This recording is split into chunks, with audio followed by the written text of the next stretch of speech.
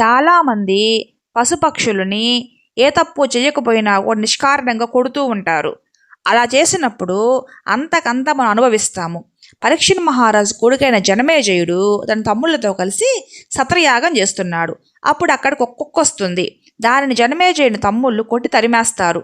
అది ఏడుస్తూ దాని తల్లి దగ్గరికి వెళ్తుంది. దాని ఏడుపుకు కారణం అడగ్గా జనమేజయుని తమ్ముళ్ళు కొట్టారని చెప్తుంది. అక్కడ ఏదో ఒక తప్పు చేసి ఉంటావు అంటుంది తల్లి కుక్క. నేనేమి అపరాధం చేయలేదు, నిష్కారణంగానే కొట్టారు అంటుంది. ఇది విని తల్లి జనమేజయుని యజ్ఞశాలకు వెళ్ళి కోపంగా నా కొడుకు ఏ తప్పు చేశాడని కొట్టారు అని అడుగుతుంది. నిష్కారణంగా కొట్టారు కాబట్టి జనమేజయుడు అతని తమ్ముళ్ళు సమాధానం లేక మౌనంగా ఉండిపోతారు. ఏ తప్పు చేయని నా కొడుకును కొట్టారు కాబట్టి మీకు తెలియకుండానే మీ ఇంట్లో గొప్ప అశుభం జరుగుతుంది అని శపిస్తుంది. ఆ తరువాత అది జరుగుతుంది. ఆ జనమేజయుడు తమ్ముళ్ళు కూడా దాన్ని అనుభవిస్తారు. కాబట్టి ఎప్పుడు కూడా